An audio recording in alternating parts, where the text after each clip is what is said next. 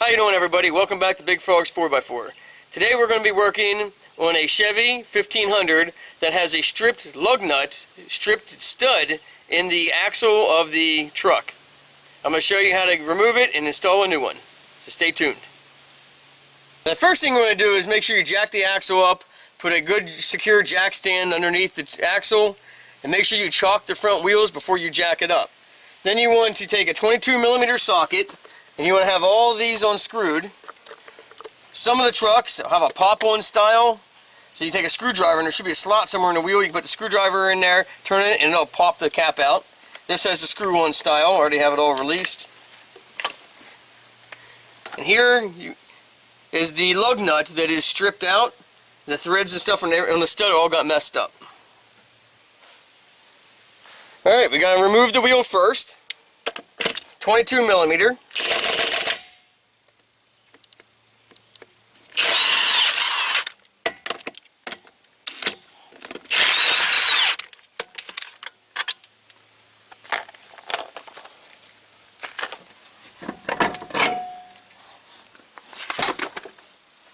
Then you got to pull the caliper off. And you're going to have to pull the caliper mounting bracket off. Alright, next you want to remove the upper and lower bolts for the caliper.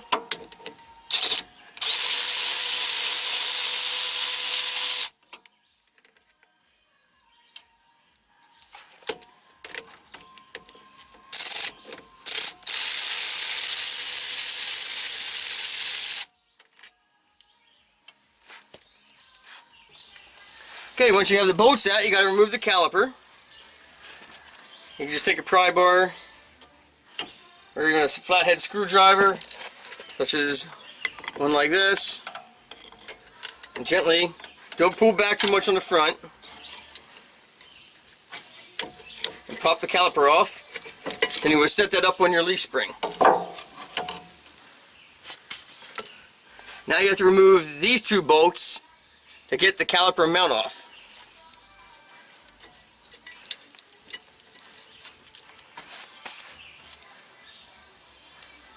They are a 18mm.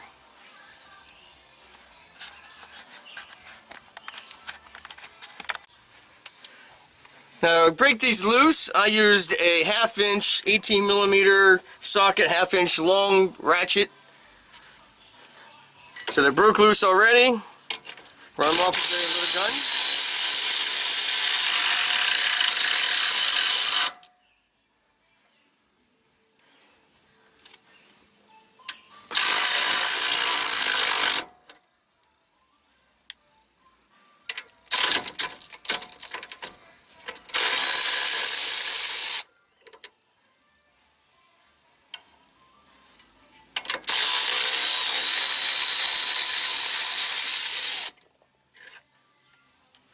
Now's a good time, if your brake pads need replaced, replace them now because you already got it apart.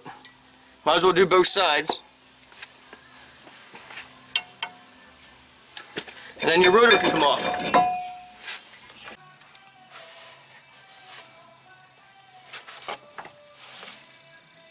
Now you have two options to remove this messed up wheel stud. You could smack it with a hammer really hard a few times and punch it out. But I really don't like to do that because there's a chance that you're putting all that load from hitting it with a hammer on the bearings and everything inside the shaft here. And there's any chance, especially on a smaller axle, you might tweak or bend this flange a little bit, and then you could possibly have a wheel wobble. You can go to Harbor Freight and get one of these cheap ball joint presses, universal presses. That's what I'd recommend doing. This one I've used for really heavy things, and I've actually bent it and had to bend it back in a press. So I end up welding gussets on the sides to help support it so I can still use it and it doesn't bend nearly as easy. So what you want to do is put the hole at the bottom of the press on the other side of the lug, so it's on the inside of the hole, and you just want to drive this press in.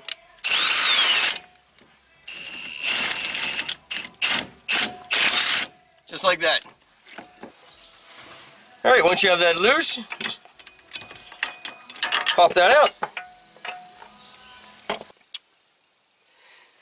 So the problem I came up with right now is the lug nut they gave me at the auto parts store is slightly longer, but it's also fractionally larger around than the one I took out, the factory one. Unfortunately, it's Memorial Day, and there's no dealers open for me to go to a dealer and get a new one. And this is the closest thing they had at the auto parts store. So now I have to figure out my options of how I'm going to press this into the axle.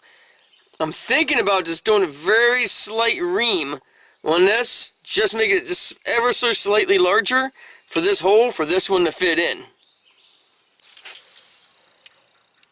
Okay, another situation I ran into. The new lug nut I got, threads on, the factory one's fine. But I went to screw on the new lug nut onto the new stud, makes it part way on and jams. So I know I have a problem with the new stud. I examined it, and I found a flat spot right here in the threads. Now you don't want to go running and jamming that on there and then have any problem issues with the stud or anything. So you probably want to go down to the near hardware store or find a cheap file somewhere. You're going to want to file out the flat edge and bring that thread back to a point. And you want to keep doing that just to the point where you can get the wheel stud to run on well.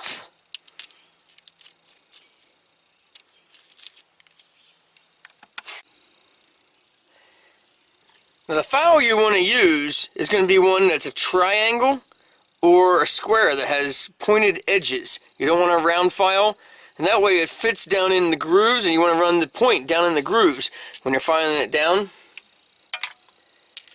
And then keep test fitting your lug nut, and once you have all the flat spots, the messed up threads filed off, then you know you got it.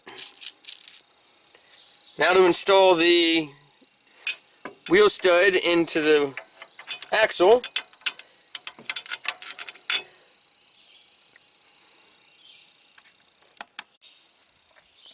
Now I don't have a hone or anything this big to make that a little bit larger, so a little trick is to take a drill bit, put some tape around it, and tape it to some emery cloth, just like that, and just make it the size that you need to run around and slightly sand that down on the inside. Now the size of the drill bit you use is going to depend on how much of the paper you wrap around the bit. In this case I'm going to have to use 11/32. And you just keep changing size bits until you can get it to a size where it fits in there, not real tight but snug.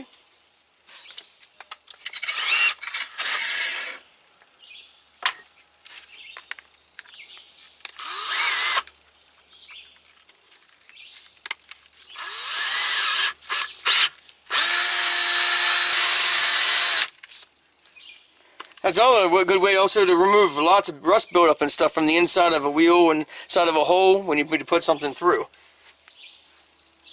Just a test fit. I think it needs to go a little bit more. These should not slide in there easy, but you should have some snug feeling, and I'm not quite getting past the taper of it. So we're going a little bit more.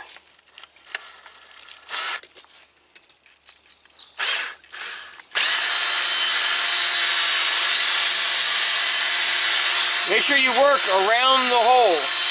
You don't want to just do one side.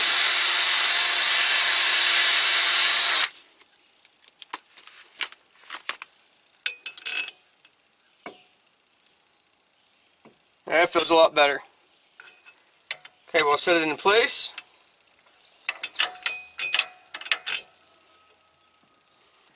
Now let's see how the wheel stud is just now starting to pull into the hole. I can see the edge of the taper at the hole. I'm going to be using Listle Tool 28950, and it's for installing wheel studs. What it is a bunch of thrust bearings in here, so it doesn't cause resistance when you run your lug nut on. And that should pull your stud through.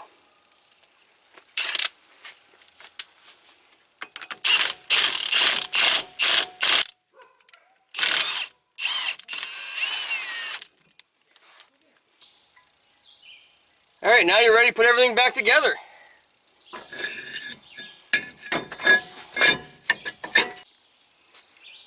Alright, you want to tighten up the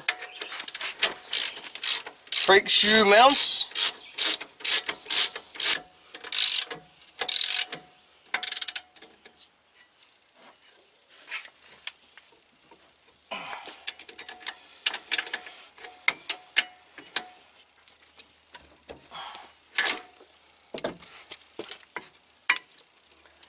Make sure your brakes are set in against the rotor. And you can put your caliper back on.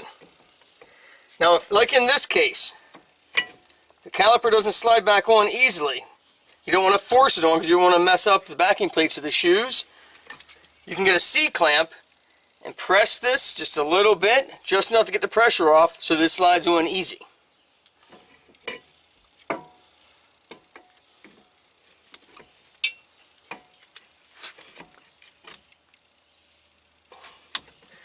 Sometimes you can do like that.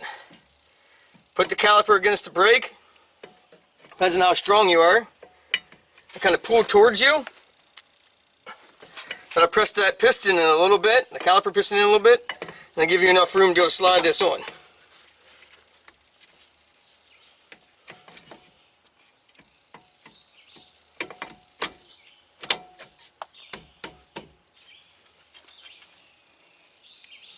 And then you put your bolts back in.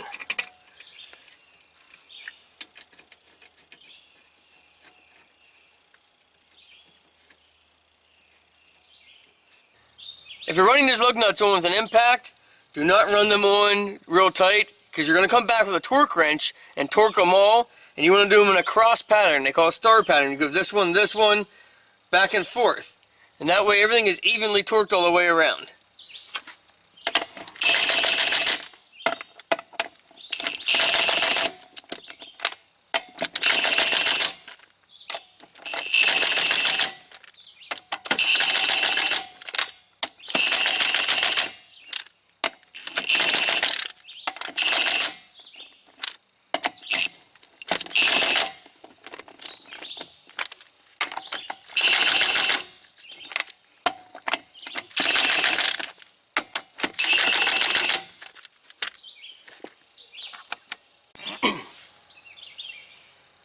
Now the torque spec on a Chevy Silverado from 1999 to 2015 is 140 foot-pounds.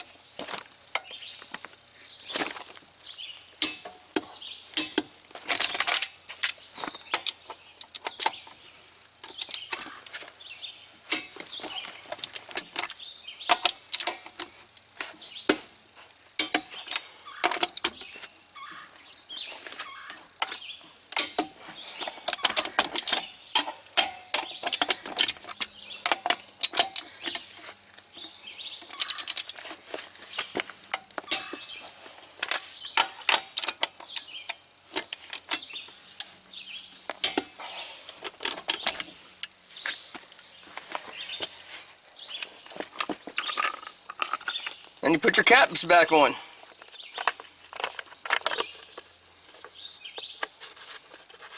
There is all it is to it.